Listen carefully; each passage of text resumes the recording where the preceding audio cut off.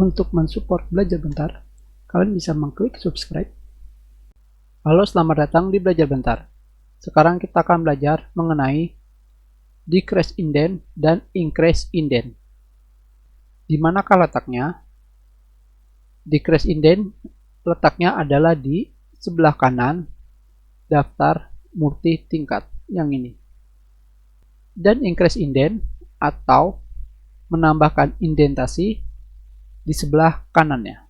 Tentunya yang pertama-tama kita gunakan increase indent atau tambah indentasi yang digunakan untuk memindahkan paragraf kalian menjadi jauh dari margin seperti ini tanpa kalian sentuh indent kiri.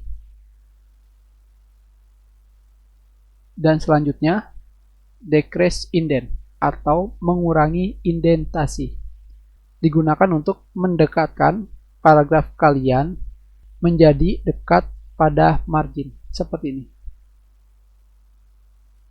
Hanya seperti ini saja. Kita sudahi pelajaran kita. Terima kasih.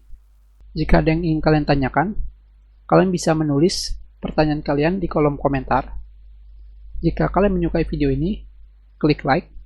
Kalian juga bisa menyebarkan video ini ke teman-teman kalian.